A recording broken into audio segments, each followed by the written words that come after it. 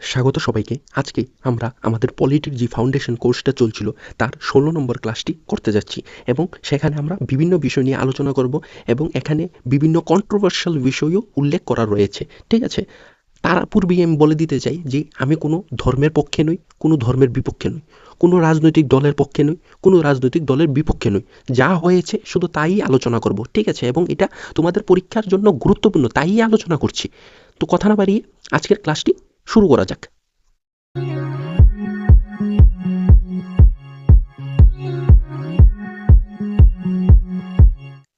প্রথম কোশ্চেন, এটা তো তোমরা সবাই জানো যে নাগরিকত্ব সম্পর্কে যে আমাদের সংবিধানে ধারাগুলি রয়েছে বা অনুচ্ছেদগুলো রয়েছে সেটা কত থেকে কততে বর্ণিত রয়েছে আমরা সেটা পূর্বেই আলোচনা করেছি। কত বা ২ নম্বর যে খণ্ড সেখানে আলোচনা করা হয়েছিল ৫ থেকে ১১-র মধ্যে, এবং আমরা ৫ নম্বরে পড়েছিলাম যে নাগরিকত্বর বিধান নিয়ে, ৬ নম্বরে বলেছিলাম যারা পাকিস্তান থেকে ভারতে এসেছে তাদের নাগরিকত্ব নিয়ে, ৭ নম্বরে পড়েছিলাম যারা মার্চ ১৯৪৭-এর পর ভারতবর্ষ থেকে পাকিস্তানে গেছে তাদের নাগরিকত্ব নিয়ে, তারপর ৮ নম্বর পড়েছিলাম আমরা ভারতীয় বংশোদ্ভূতদের নাগরিকত্ব নিয়ে, এবং ৯ নম্বরে আমরা পড়েছিলাম কি, ৯ নম্বরে পড়েছিলাম একক নাগরিকত্ব নিয়ে। ঠিক আছে, তো আনসার কি হবে? Option B. ৫ থেকে ১১তম অনুচ্ছেদে বর্ণনা রয়েছে আমাদের সংবিধানে নাগরিকত্ব সম্পর্কিত যে বিধানগুলি।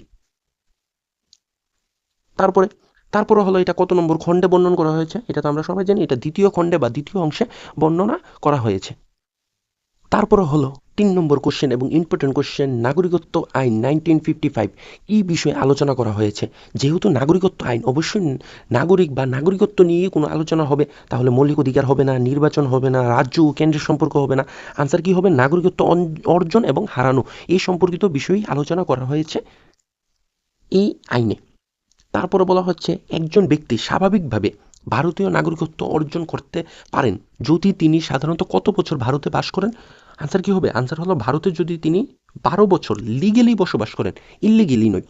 হ্যাঁ, বর্ডার টপকে চলে আসা এটাকে লিগেলি বলা হয় না। সমস্ত কাগজপত্র ডকুমেন্ট সহ যদি কোনো ব্যক্তি ভারতবর্ষে ১২ বছর বসবাস করে তারপর সে নাগরিকত্বের জন্য অ্যাপ্লাই করতে পারে। ঠিক আছে, তারপরে আসছে সিটিজেনশিপ অ্যাক্ট 1955 অনুযায়ী কোন বছর সংশোধনে অনুচ্ছেদ 6A যুক্ত করা হয়েছে। অনুচ্ছেদ 6A কবে যুক্ত করা হয়েছে? আনসার কি হবে? আনসার হলো অপশন এ 1985-তে। এবার অনুচ্ছেদ 6A সেটা কি? সেটা হলো 1979 থেকে 1985-র মধ্যে আসাম আন্দোলন শুরু হয়। কিসের জন্য? আমাদের নর্থ ইস্টে টোটাল ৮টা স্টেট রয়েছে এবং ৮টা স্টেটের মধ্যে সবচেয়ে বেশি বাংলাদেশি ইললিগেল ইমিগ্রেন্ট যারা বসবাস করছে ভারতবর্ষে সেটা আসাম এবং ত্রিপুরা, এবং এই ২টা স্টেট সবচেয়ে বেশি ইফেক্ট হয়েছে এই বাংলাদেশি ইললিগেলি ইমিগ্রেন্ট যারা রয়েছে তাদের থেকে। ঠিক আছে, তো তারা আন্দোলন শুরু করে, যারা আসামি লোকাল পপুলেশন ছিল বা যারা ভারতীয় আসামি ব্যক্তিগণ ছিল তারা আন্দোলন শুরু করে ১৯৭৯ থেকে ১৯৮৫-র মধ্যে। কিসের ভিত্তিতে? যে আসামে ইললিগেলি ইমিগ্রেন্ট যারা রয়েছে, যারা বাংলাদেশ থেকে শুধু বর্ডার টপকে আসামে চলে এসেছে, তাদের যাতে একটা কোনো ব্যবস্থা নেওয়া হয় সরকারের পক্ষ থেকে। তারা যে আসামের ডেমোগ্রাফি সেটিও পরিবর্তন করে দিচ্ছে। তো সেই নিয়েই এই আন্দোলন শুরু হয় এবং এই আন্দোলন সমাপ্ত হয় আসাম চুক্তির মাধ্যমে, যা ভারত সরকার এবং আসামের যে আন্দোলনকারী বা বিক্ষোভকারী তাদের মধ্যে সংগঠিত হয় ১৯৮৫ সালে। এবং ১৯৮৫ সালে এই আইনটি আসে। এই আইনে কি বলা হয়? এই আইনে বলা হয় ১৯৬৬ সালের পূর্বে যারা ভারতে এসেছে তারা ভারতীয় নাগরিক বলে গণ্য করা হবে আসামের জন্য এই আইনটি। ঠিক আছে, এবং এই আইনে এটা বলা হয় যারা ১৯৬৬-র পর থেকে ১৯৭১-এর মধ্যে আসামে এসেছে বা ভারতবর্ষে এসেছে তাদেরকে ১০ বছর ভারতবর্ষে থাকতে হবে এবং ১০ বছরে তারা ইলেকশনে অংশগ্রহণ করতে পারবে না। ১০ বছর পরে তাদেরকে নাগরিকত্ব দেওয়া হবে। এই নিয়ে বলা হয়েছে অনুচ্ছেদ 6AA। ঠিক আছে, কিন্তু এটা বিরুদ্ধে প্রচুর কেস বর্তমানে চলছে, এখনো চলছে এটার বিরুদ্ধে কেস। ঠিক আছে, এটা আসাম রিলেটেড। নাগরিকত্ব সংশোধন আইন ২০১৯ বা সিটিজেনশিপ অ্যামেন্ডমেন্ট অ্যাক্ট ২০১৯ কোন ধরনের নাগরিকত্ব অর্জনের পদ্ধতি পরিবর্তন করেছিল? আনসার কি হবে? Option C, স্বাভাবিকরণ। স্বাভাবিকরণে কি ছিল? যে ১২ বছর একজন ব্যক্তি যদি ভারতীয় ভূখণ্ডে থাকে লিগেলি সমস্ত ডকুমেন্ট সহ, যদি সে ১২ বছর ভারতবর্ষে থাকে তাহলে তাকে নাগরিকত্ব প্রদান করা হবে ভারতবর্ষের। ঠিক আছে, কিন্তু সেখানে কিছু যুক্ত করা হয়। কি যুক্ত করা হয়? মানে নতুন যে সিএএ আসে, সিটিজেনশিপ অ্যামেন্ডমেন্ট অ্যাক্ট, সেখানে কি যুক্ত করা হয়? সেখানে যুক্ত করা হয় ৩টা দেশ। ৩টা দেশ কি কি? বাংলাদেশ, পাকিস্তান এবং আফগানিস্তান। এই ৩টি দেশের ৬টা গোষ্ঠী বা ৬টা ধর্মের ব্যক্তিগণ, হিন্দু, খ্রিস্টান, বৌদ্ধ, জৈন, শিখ এবং পার্সি, এই 6টা গোষ্ঠী 3টা দেশের তারা যদি ধর্মীয় নিপীড়নের থাকে, তাদের মানে ধর্মের জন্য তাদের যদি কোনো সমস্যার সম্মুখীন হতে হয়, তাহলে তারা ভারতবর্ষে আসতে পারে লিগেলি, এবং 5 বছর থাকার পর ভারতবর্ষ তাদেরকে নাগরিকত্ব দিয়ে দেবে। এটা ছিল সিএএ 2019, ঠিক আছে। এবং এটা যখন আসে তার সাথে আরেকটা বিষয় নিয়ে ভারত সরকার আলোচনা করে, এনআরসি, এবং এই দুইটা একত্রিতভাবে সম্পূর্ণ ভারতবর্ষে বিক্ষোভের সৃষ্টি হয়, আন্দোলনের সৃষ্টি হয়। এবং তখন মানে 2019-এ আমি মানে সমস্ত কিছু বুঝি, এবং আমি মানে নিজের চোখে দেখেছি যে আন্দোলনটা কিসের জন্য হয়েছে, কেন হয়েছে। আমি এটা তোমাদেরকে খুব সুন্দর করে বিশ্লেষণ করতে পারবো, কারণ এটা আমার নিজের চোখে দেখা, আমি কোথাও থেকে পড়ে বা শুনে নেই, আমি নিজের চোখে দেখেছি, ঠিক আছে।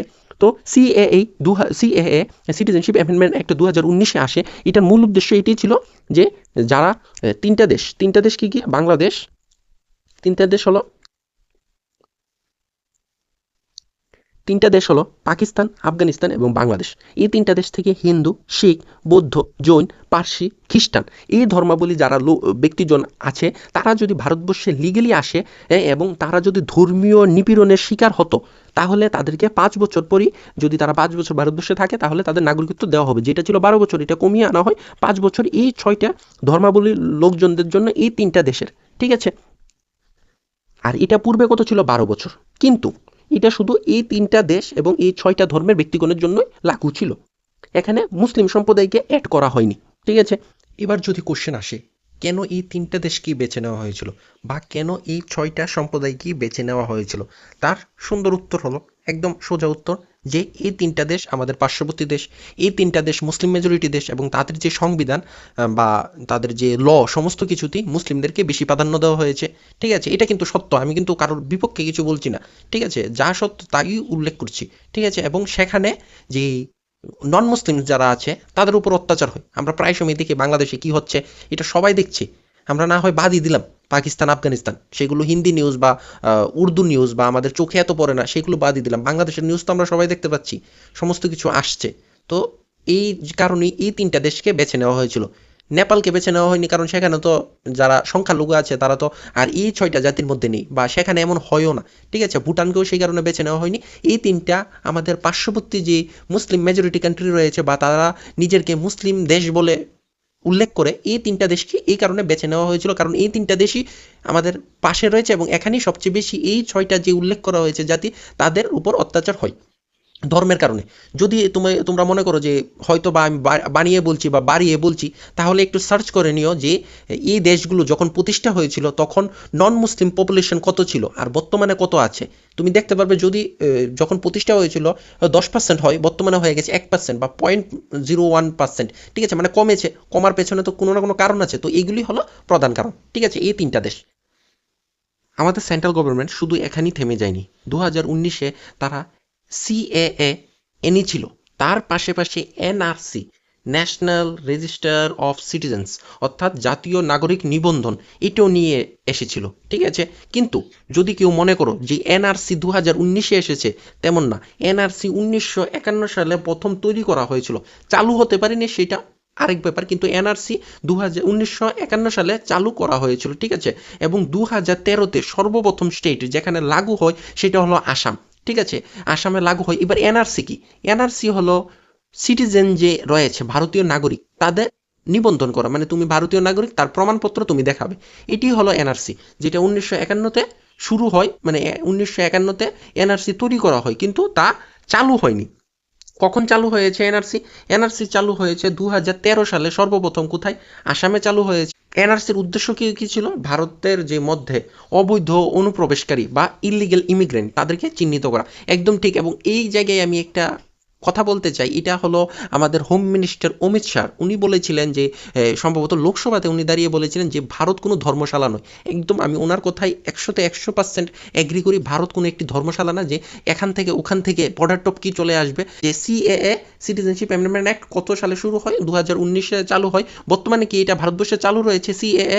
হ্যাঁ, অবশ্যই চালু রয়েছে, কিন্তু সেখানে প্রচুর বিক্ষোভ হয়েছে এবং অনেক স্টেটের হাইকোর্টে সেখানে কেসও চলছে, সুপ্রিম কোর্টেও কেস চলছে, ঠিক আছে, সিএএ নিয়ে। এবার এনআরসি শুধু আসামে লাগু হয়ে রয়েছে এবং সম্পূর্ণ ভারতবর্ষে লাগু হওয়ার দরকার, এবং যত তাড়াতাড়ি সম্ভব তত তাড়াতাড়ি লাগু হওয়া দরকার এনআরসি, ঠিক আছে। এবার বিক্ষোভটা কি বিষয়ে হয়েছিল? দুইটা আইন, ঠিক আছে। একটা হলো 1951 সালে এসেছিল, এবং 1951 সালে আমরা সবাই জানি কোন সরকার ছিল? কংগ্রেস সরকার। তো তারা 1951 সালে যে আইনটা নিয়ে এসেছে সেটাকে 2019-এ সাপোর্ট করেছে বিজেপি সরকার। মানে আইনটা ভালো, কোনো ক্ষতি হবে না দেশে। দুইটা সরকার, দুইটা বিরোধী পার্টি এই আইনটার পক্ষে রয়েছে, মানে এটা কি, এটা কোনো ক্ষতিকর না। এনআরসির কথা বলছি, ঠিক আছে? এবার এনআরসি এবং সিএএ নিয়ে কি বিক্ষোভ হয়েছে, যেটা আমি আমি কি বলছি, আমি এটা কোনো জায়গা থেকে পড়ার দরকার নেই, আমি নিজে নিজে চোখে দেখেছি। কি হয়েছে আমাদের ত্রিপুরা রাজ্যে? হয়েছে সিএএ নিয়ে আন্দোলন। এনআরসি নিয়ে ত্রিপুরাতে আন্দোলন হয়নি, সিএএ, ঠিক আছে, citizen amendment act, citizenship amendment act নিয়ে আন্দোলন করেছিল। কারা করেছিল? ট্রাইবাল পপুলেশন করেছিল। কেন করেছিল? কারণ 1872 সালে প্রথম সেন্সাস হয় ত্রিপুরাতে, এবং 1872 সালের প্রথম সেন্সাস হয় মহারাজা বীরচন্দ্র মানিক্যের সময়কালে, এবং সেই সেন্সাসে আসে যে 70% হলো ত্রিপুরার যারা বাসিন্দা রয়েছে, 70% হলো ট্রাইবেল, আর 30% হলো নন ট্রাইবেল, অর্থাৎ বাঙালি পপুলেশন রয়েছে ত্রিপুরাতে 30%। ত্রিপুরার প্রথম যে সেন্সাস হয় সেখানে।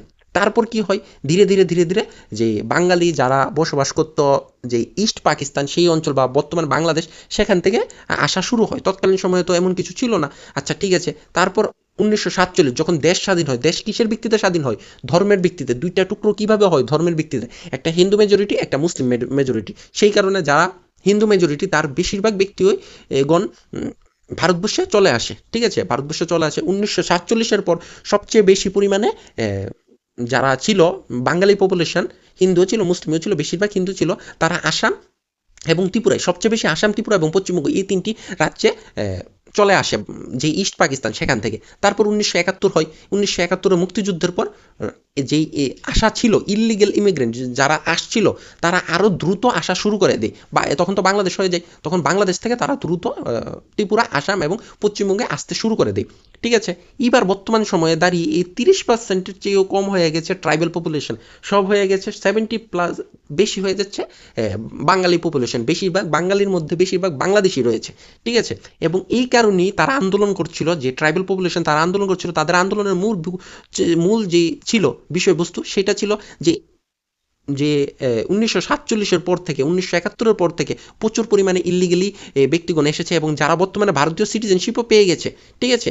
এবার তাদের মূল যে লক্ষ্য সেটা হলো যে আর নয়, মানে আর আসতে দেওয়া হবে না এটা ত্রিপুরাতে, যাতে আর না আসে বাংলাদেশি, ঠিক আছে? হিন্দু হোক বা বুদ্ধ হোক বা জৈন হোক বা খ্রিস্টান হোক বা পার্সি হোক, যাই হোক। সিএএ যদি চালু হয় তাহলে ত্রিপুরাতে প্রচুর পরিমাণে আরও যে নন ট্রাইবেল আছে তারা আসবে। সেই কারণে তারা আন্দোলন করে ট্রাইবেল পপুলেশন, এবং এটা আমার নিজের চোখে দেখা, ঠিক আছে? আর অন্যান্য স্টেটগুলিতে সিএএ নিয়ে এত আন্দোলন না হলেও হয়েছে, কিন্তু এত হয়নি, কিন্তু এনআরসি নিয়ে সবচেয়ে বেশি হয়েছে। কারণ সেখানে একটা গুজব রটানো হয়েছিল, সেটা গুজবটা ছিল যে মুসলিম পপুলেশন যারা আছে তাদেরকে ভারতবর্ষ থেকে অন্য দেশে, বাংলাদেশ বা পাকিস্তানে ডিপোর্ট করে দেওয়া হবে, কিন্তু সেটা কখনো উল্লেখ করা হয়নি এনআরসিতে। এনআরসিতে শুধু এটাই উল্লেখ করা হয়েছে যে তুমি ভারতীয় যদি নাগরিক হও, তোমার প্রমাণপত্র দেখাও। যারা ভারতীয় নাগরিক নয় তারাই বেশি আন্দোলনে অংশগ্রহণ করেছিল, আর কিছু গুজবের তো সাহায্য ছিলই এখানে। তো ভারতীয় যারা নাগরিক নয়, যারা ইল্লিগেলি এসেছে, এবং আমরা তো বর্তমানে দেখতে পাচ্ছি যে দিল্লি, তারপর গুজরাট, সেখান থেকে কত পরিমাণে যে ইল্লিগেল যারা এসেছে বাংলাদেশ থেকে, কোথায় বাংলাদেশ আর কোথায় গুজরাট সেখানে পর্যন্ত চলে গেছে, ঠিক আছে? তাদেরকে ডিপোর্ট করা হচ্ছে। তো এটা একটা গুড স্টেপ, ঠিক আছে? তো এনআরসি চালু হওয়ার দরকার আমার মতে। এবং এনআরসির বিপক্ষে তারাই আন্দোলন করেছিল যাদের কোনো কাগজপত্র নেই, যারা ইল্লিগেলি ভারতবর্ষে এসেছে, এবং যারা গুজবে কান দিয়েছে। গুজবে কান দেওয়ার কিছু ছিল না তৎকালীন সময়, কোনো মুসলিমকে দেশ থেকে বার করার কথাই ছিল না। শুধু কথা ছিল যদি তুমি ভারতীয় নাগরিক হও, তোমার প্রমাণপত্র দেখাও, ঠিক আছে? তো এইগুলি হলো কন্ট্রোভার্সিয়াল টপিক। এবং এনআরসি বর্তমান সময়ে এনআরসি শুধু আসামে চালু আছে, এটা আমাদের খুবই ইম্পর্টেন্ট জানতেই হবে। একটা কোশ্চেন আসতেই পারে যে এনআরসি কোন রাজ্যে চালু রয়েছে? শুধু আসামে চালু রয়েছে, ঠিক আছে? এবং যে এনআরসি এবং সিএএ, এই দুইটার বিপক্ষে প্রচুর পরিমাণে কেস চলছে বর্তমানে, কিন্তু সিএএ সম্পূর্ণ ভারতবর্ষেই লাগু রয়েছে। তো এগুলি হলো কিছু কন্ট্রোভার্সিয়াল টপিক, ঠিক আছে?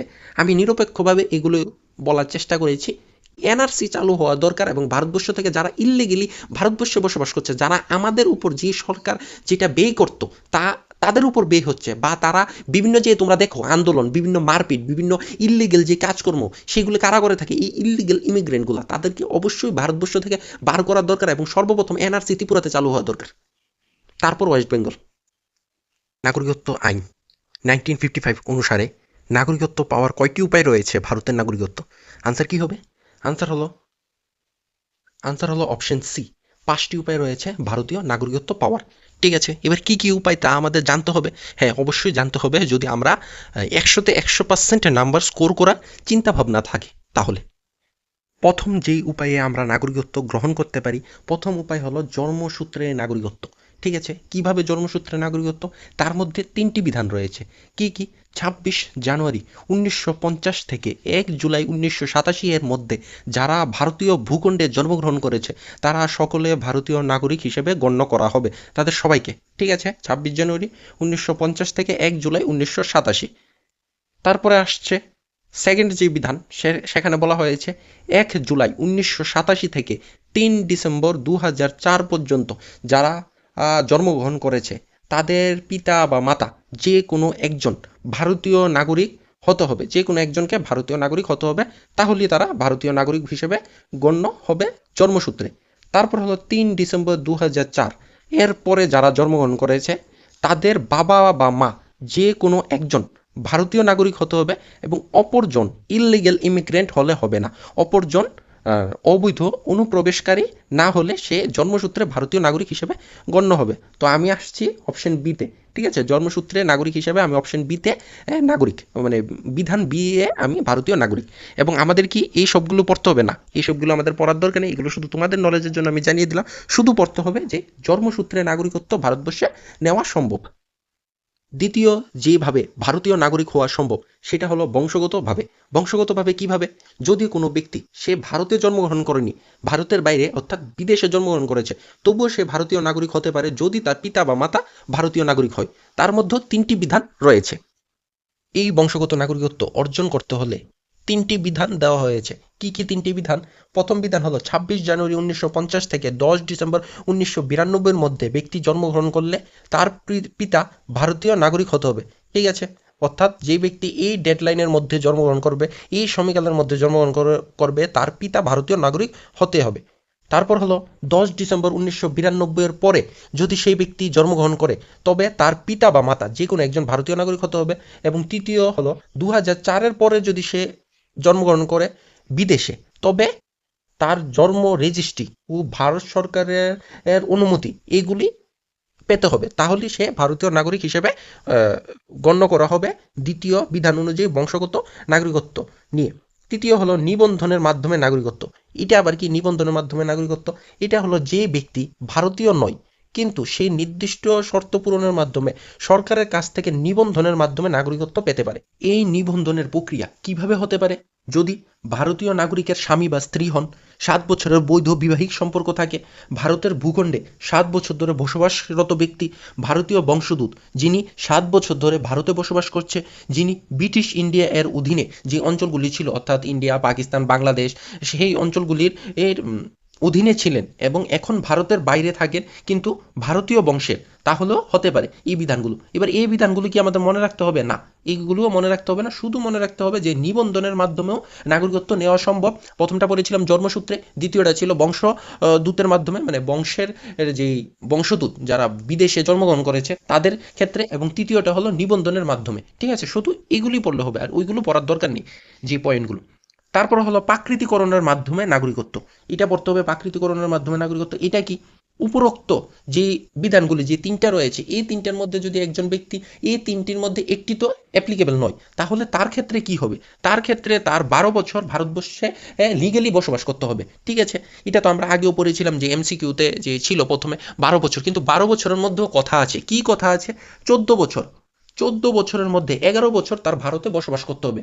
অর্থাৎ আমি ধরো 2010 সালে অন্য কোনো দেশ থেকে লিগেলি ভারতবর্ষে এসেছি, তাহলে 2010 থেকে 2024 পর্যন্ত আমি ভারতবর্ষে ছিলাম, যার মধ্যে আমার গুণা হবে এই 14 বছরের মধ্যে। তারা গুনবে যে কত বছর আমি ভারতবর্ষে ছিলাম। লাস্ট 14 বছরের মধ্যে 11 বছর ভারতবর্ষে থাকতে হবে।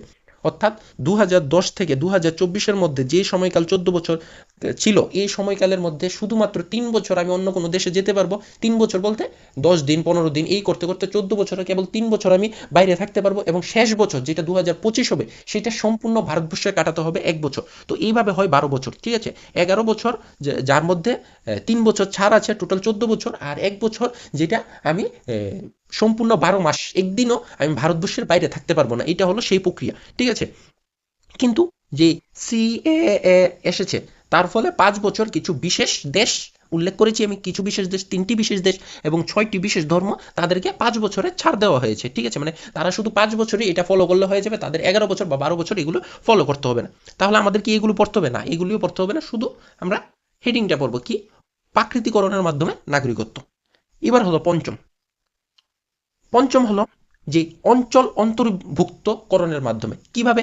যেমন সিকিমকে ভারতবর্ষের সাথে সিকিম যুক্ত হয় 1975 সালে। 1975 সালে 36তম সংবিধান সংশোধনের মাধ্যমে 22তম রাজ্য হিসেবে সিকিম ভারতের অংশ হয়। তাই সিকিমের যে জনগণ ছিল, যারা সিকিমে জন্মগ্রহণ করেছে 1975 এর পূর্বে, তারাও ভারতীয় নাগরিক এবং তারাও সরাসরি সিটিজেনশিপ পেয়ে যায়। ঠিক আছে, এবং 1961 সালে 19শে ডিসেম্বর যখন পর্তুগিজ সেনাকে এই অপারেশন বিজয়ের মাধ্যমে ভারতের আর্মি হারিয়ে দেয় 36 ঘন্টার মধ্যে, তখন যারা গোয়ার বাসিন্দা ছিল, গোয়ার নাগরিক ছিল, তারাও সরাসরি ভারতের অন্তর্ভুক্ত হয়ে যায় এবং তারাও ভারতের নাগরিক হয়ে যায়। ভারতের সংবিধানের কোন অনুচ্ছেদ অনুযায়ী? 19 জুলাই 1948। ঠিক আছে, এই ডেটটা মনে রাখতে হবে। ঠিক আছে, পূর্বে আমি এটা আলোচনা করিনি, আমার মনে ছিল না, তাই আমি এখানে দিয়ে দিয়েছি। ডেটটা খুব ইম্পর্টেন্ট। 19 জুলাই 1948 সালে যারা পাকিস্তান থেকে ভারতে এসেছে, 19 জুলাই 1948 পূর্বে যারা পাকিস্তান থেকে ভারতে এসেছে, তাদের নাগরিকত্ব নিয়ে কোন আর্টিকেলে বর্ণনা রয়েছে? ঠিক আছে, পঞ্চম যে আর্টিকেল, সেখানে কি বর্ণনা রয়েছিল? সেখানে বর্ণনা রয়েছিল নাগরিকত্ব নিয়ে। ষষ্ঠ আর্টিকেলে বর্ণনা রয়েছিল যারা পাকিস্তান থেকে ভারতবর্ষে এসেছে তাদের নাগরিকত্ব নিয়ে। এবং এই যে 19 জুলাই 1948 সালের পূর্বে যারা পাকিস্তান থেকে ভারতে এসেছে তাদের নাগরিকত্ব নিয়ে কথা বলা হয়েছে আর্টিকেল 6 এর ক্লজ বি এ আইতম উপধারা। ঠিক আছে, এখানে আলোচনা করা হয়েছে, এতগুলি শিখতে হবে না, শুধু 6 ধারা 6 এ বলা হয়েছে, এটা জানলেই হবে। এবং এই ডেটটা ইম্পর্টেন্ট, 19 জুলাই 1948, তাহলেই হয়ে যাবে।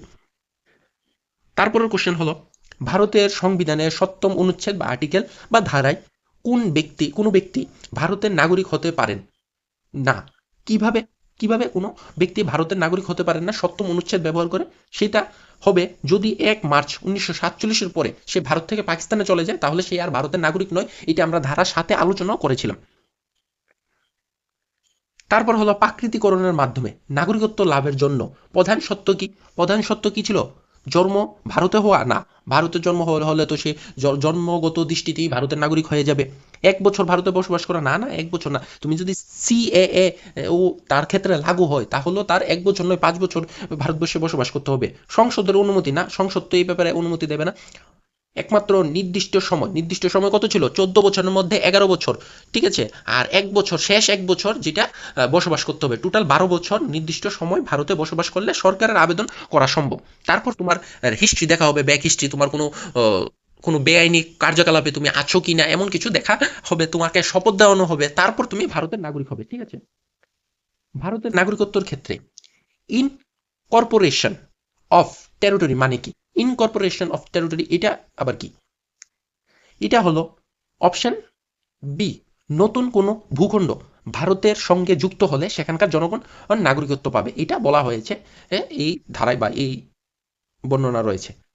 তারপর হলো ভারতের নাগরিকত্ব বাতিল হওয়ার পদ্ধতি কয়টি রয়েছে? বাতিল হওয়ার পদ্ধতি কয়টি? 5টি যেহেতু গ্রহণ করা, তাহলে 5টি হবে বাতিল করার? না, বাতিল করার রয়েছে 3টি পদ্ধতি রয়েছে ভারতের নাগরিকত্ব বাতিল করার। প্রথম পদ্ধতি, আচ্ছা পদ্ধতিগুলো বলে আগে আর্টিকেল, কোন আর্টিকেলে বর্ণনা রয়েছে? ঠিক আছে, নাগরিকত্ব আইন কত সালে এসেছিল? 1955-এ। ঠিক আছে, সেই আইনের কোন ধারায় বা কোন সেকশনে নাগরিকত্ব বাতিল করার কথা বলা হয়েছে? কত হবে? 8, 9 এবং 10, এই 3টা ধারায় বলা হয়েছে নাগরিকত্ব বাতিল। ঠিক আছে, যার মধ্যে এখানে অপশনে ধারা 9 এবং ধারা 10 রয়েছে, যেটা সরকার বাতিল করবে, এবং ধারা 8-এ তুমি বাতিল করবে। ঠিক আছে, তো এবার আমরা আলোচনা করে নিই নাগরিকত্ব বাতিলের 3টি পদ্ধতি। সেকশনও দেওয়া হয়েছে এখানে। প্রথম হলো বর্জন, যেটা আমি বাতিল করছি। সেকশন 8 অনুযায়ী কোনো ব্যক্তি যদি স্বইচ্ছায় নাগরিকত্ব ত্যাগ করে। কিভাবে? ধরো আমি নিউজিল্যান্ডের উদাহরণ নিচ্ছি। ঠিক আছে, আমি নিউজিল্যান্ডে চলে গেছি এবং সেখানে আমি নাগরিকত্ব পেয়ে গেছি। তারপর নাগরিকত্ব পাওয়ার সাথে সাথে আমার যে পাসপোর্ট থাকবে, ইন্ডিয়ান পাসপোর্ট, সেটা নিয়ে আমি ইন্ডিয়ান এম্বাসি নিউজিল্যান্ডে জমা দিয়ে দেবো, এবং তার সাথে সাথেই আমাকে এই পাসপোর্ট ইনভ্যালিড বলে ঘোষণা দিয়ে দেবে এবং আমি আর ভারতের নাগরিক নই। ঠিক আছে, এইভাবে গণ্য হবে। প্রথম হলো বর্জন। এবার দ্বিতীয়টা কি? দ্বিতীয়টা হলো বাতিল। কিভাবে? ধরো আমি নিউজিল্যান্ডের উদাহরণ নিচ্ছি। আমি নিউজিল্যান্ডে গেলাম, অনেক বছর থাকলাম, তারপর আমি নাগরিক হয়ে গেলাম নিউজিল্যান্ডের। ঠিক আছে, এবার নিউজিল্যান্ডের নাগরিক হওয়ার পর আমার কর্তব্য কি ছিল? আমি নিয়ে আমার পাসপোর্টটা ইন্ডিয়ান এম্বাসিতে জমা দেবো, কিন্তু আমি দিইনি। না দেওয়ার ফলে ভারত সরকার বা ইন্ডিয়ান এম্বাসি আমার এই যে নাগরিকত্ব, ভারতের নাগরিকত্ব, সেটা খারিজ করে দেবে। সেটা সেকশন 9। সেকশন 8-এ বলা হয়েছে আমি গিয়ে নাগরিকত্ব বাতিল করব, আর সেকশন 9-এ বলা হয়েছে যে ভারত সরকার বা ইন্ডিয়ান এমবাসি আমার নাগরিকত্ব বাতিল করে দেবে। তারপর হলো খারিজ, এটা হলো সবচেয়ে বাজেভাবে নাগরিকত্ব ক্যান্সেল। কি খারিজ? সেকশন 10-এ বলা হয়েছে যে তুমি যদি প্রতারণা করো বা দেশের স্বার্থ বিরুদ্ধে কোনো কাজ করো তাহলে সরকার তোমার থেকে তোমার নাগরিকত্ব ছিনে নেবে, ঠিক আছে, নিয়ে নেবে তোমার থেকে নাগরিকত্ব।